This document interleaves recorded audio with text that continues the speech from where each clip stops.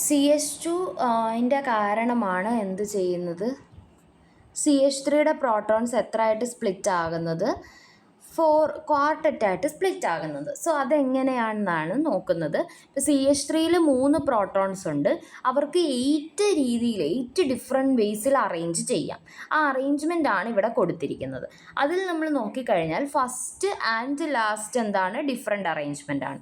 ഇവ മൂന്നും same arrangement ആയതുകൊണ്ട് അതിനെ 1 ആൻഡ് ഇവ മൂന്നും സെയിം അറേഞ്ച്മെൻ്റ് ആയതുകൊണ്ട് ഇത് 1 1 1 ആൻഡ് ഇത് 1. സോ 4 ആയിട്ടാണ് എന്ത് ചെയ്യുന്നത്? CH3യുടെ സിഗ്നൽസ് സ്പ്ലിറ്റ് ചെയ്യുന്നത് CH2 കാരണം. ഓക്കെ, ഇങ്ങനെയാണ് സ്പിന്നുകളുടെ അറേഞ്ച്മെൻ്റ് ആണ് അവിടെ. പ്രോട്ടോൺസിൻ്റെ സ്പിന്നുകളുടെ അറേഞ്ച്മെൻറ്റ് മൂലമാണ് നമുക്ക് എന്ത് ചെയ്യുന്നത്? സ്പിൻ സ്പ്ലിറ്റിംഗ് എന്ന് പറയുന്ന ഫാക്ടർ ഉണ്ടാവുന്നത്. ഓക്കെ, നെക്സ്റ്റ് എന്താണ്? നെക്സ്റ്റ് ഇവിടെ സംഭവിക്കുന്നത് എന്താണ്? OH പ്രോട്ടോണും അതർ പ്രോട്ടോണും തമ്മിൽ ഒരു സ്പിൻ ഇൻ്ററാക്ഷനും ഇല്ല. ഓക്കെ, സോ ആ കേസിൽ സ്പിൻ ഡീകപ്ലിംഗ് ആണ് നടക്കുന്നത്. കാരണം OH അസിഡിഫൈഡ് അല്ല, പ്യുവർ എഥനോൾ ആയിരുന്നെങ്കിൽ അവിടെ എന്ത് സംഭവിച്ചേനെ? OHൻ്റെ പീക്കും സ്പ്ലിറ്റ് ആയേനെ, CH2ൻ്റെ പീക്കും സ്പ്ലിറ്റ് ആയേനെ. ഓക്കെ, അവരുടെ രണ്ടുപേരുടെയും ഇൻഫ്ലുവൻസ് കാരണം. പക്ഷേ ഇവിടെ അങ്ങനെ ഒരു സംഭവം നടക്കുന്നില്ല. എഥനോളിന് അല്ലെങ്കിൽ അസിഡിഫൈഡ് എഥനോളിൽ OHനൊരു സിംഗ്ലറ്റ് ആണ് കിട്ടുന്നത്, CH2ന് ക്വാർട്ടറ്റും CH3ക്ക് ട്രിപ്ലറ്റും ആണ് കിട്ടുന്നത്. ഓക്കെ,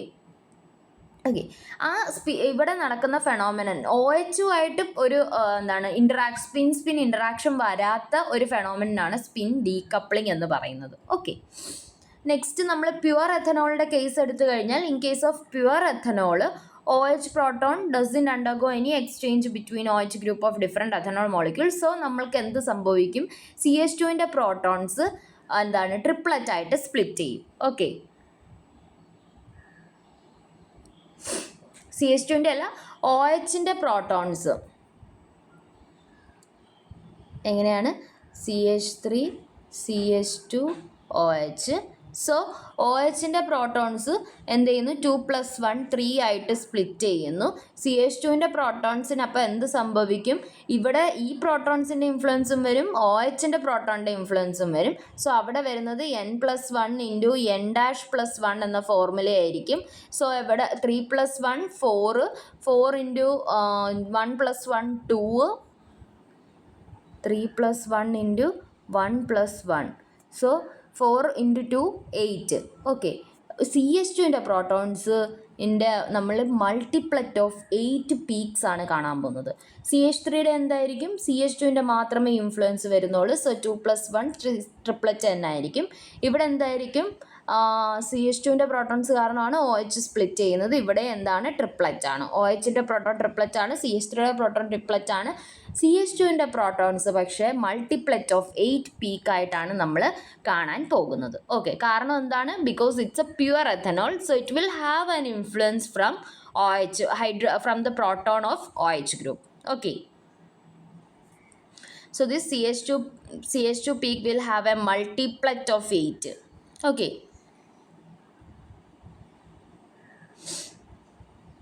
so ഇതിനകത്ത് എന്തൊക്കെ കാണും? NMR spectrum of pure ethanol will consist of a triplet peak of OH കാണും, triplet peak of CH3 കാണും, and CH2 multiplet of 8 peaks. ഇത്രയും നമുക്ക് കാണാനായിട്ട് സാധിക്കും പ്യുവർ എഥനോളിൽ. ഓക്കെ, ഇനി rules governing splitting of signals ആണ്. എന്തൊക്കെയാണ് ഇതിൻ്റെ റൂൾസ് എന്ന് പറയുന്നത്? സെയിം ഗ്രൂപ്പിലെ പ്രോട്ടോൺസ് ഒരിക്കലും എന്ത് ചെയ്യത്തില്ല? സ്പ്ലിറ്റ് ചെയ്യത്തില്ല. മീൻസ് ഇപ്പം CH3യുടെ പ്രോട്ടോൺസ് കാരണം CH3യുടെ സിഗ്നൽ ഒരിക്കലും സ്പ്ലിറ്റ് ചെയ്യത്തില്ല. Okay, protons attached to adjacent carbon ആണ് എന്ത് ചെയ്യുന്നത്? സ്പ്ലിറ്റിങ്ങിന് കാരണമാകുന്നത്. ഓക്കെ, ഇനി എന്താണ്? Multiplicity of a peak of a group of equivalent proton is determined by the number of neighbouring atoms. Multiplicity കാണാനുള്ള ഇക്വേഷൻ n+1 അല്ലെങ്കിൽ 2ni+1 എന്ന രീതിയിലാണ്. n+1 ആണ് നമ്മൾ പൊതുവേ ഉപയോഗിക്കാറുള്ളത്. ഓക്കെ,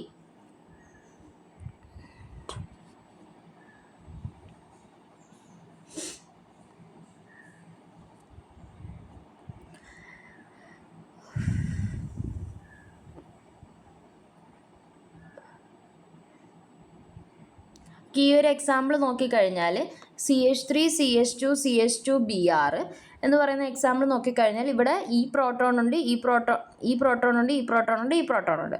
സോ അവരുടെ എല്ലാ ഇൻഫ്ലുവൻസ് കാരണം ഇവരെല്ലാം സ്പ്ലിറ്റ് ചെയ്യുന്നതായിട്ട് കാണാനായിട്ട് സാധിക്കും. ഇവിടെ എന്താണ് സംഭവിക്കുന്നത്? ഈ പ്രോട്ടോണിന് 2+1 3 എന്ന രീതിയിലായിരിക്കും സ്പ്ലിറ്റിംഗ് വരുന്നത്. ഇവിടെ എന്താണ് സംഭവിക്കുന്നത്? 2+1 3 എന്ന രീതിയിലായിരിക്കും സ്പ്ലിറ്റിംഗ് വരുന്നത്. ബട്ട് CH2 എന്ന് പറയുന്നത് നടുക്ക് നിൽക്കുകയാണ്. ഈ രണ്ട് പ്രോട്ടോൺ ഉണ്ട്, CH3 ആൻഡ് CH2, ഇതിൻ്റെ രണ്ടിൻ്റെ ഇൻഫ്ലുവൻസ് വരും. സോ 3+1 ഇൻറ്റു 2+1 എന്ന് പറയുന്നത് 4 ഇൻറ്റു 3 എന്ന് പറയുന്നത് 12 ആയിട്ടായിരിക്കും അവരുടെ പ്രോട്ടോൺസ് സ്പ്ലിറ്റ് ചെയ്യുന്നുണ്ടാവുക. ഓക്കെ, 12 പീക്കുകളായിരിക്കും കിട്ടുക. ഓക്കെ,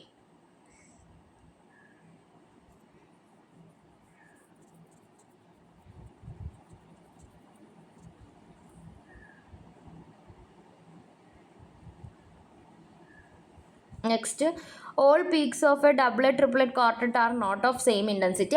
സെയിം ഇൻറ്റൻസിറ്റി അല്ല. നമ്മൾ കുറേ പീക്കിന് പറഞ്ഞു, ഇപ്പോൾ 1:3:3:1 എന്ന രീതിയിലൊക്കെയാണ് പോകുന്നത്. അത് പാസ്കൽസ് ട്രയാങ്കിൾ വെച്ചിട്ടാണ് നമ്മൾ എന്ത് ചെയ്യുന്നത്, ഐഡൻറ്റിഫൈ ചെയ്യുന്നത്. Okay,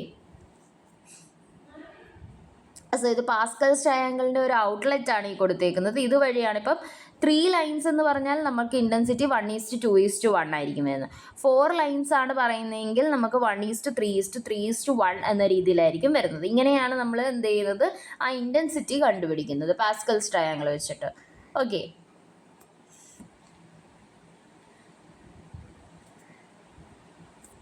most important application of NMR spectroscopy എന്താണ്? Analysis and identification of organic compound containing hydrogen.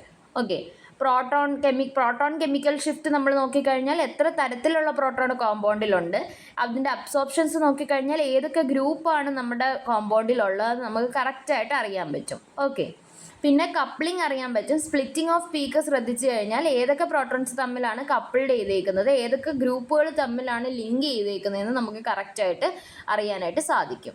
Okay, so ഇവിടെ കുറച്ച് മോളിക്യൂൾസ് കൊടുത്തിട്ടുണ്ട്. എന്താണ്? CH3 ഒറ്റ പീക്കേ കിട്ടത്തുള്ളൂ. കാരണം എന്താണ്? അവ same chemical എൻവയോൺമെൻറ്റിലാണ്. CH3 CH2 CH3 എന്ന് പറയുന്നത് എന്തായിരിക്കും? 2 പീക്കായിരിക്കും കിട്ടുന്നത്. ഈ CH3യും ഈ CH3 ഒരേ കെമിക്കൽ എൻവയോൺമെൻറ്റിലാണ്. CH2 ഡിഫറെൻറ്റ് പീക്കായിരിക്കും കിട്ടുന്നത്. Okay, 2 peaks.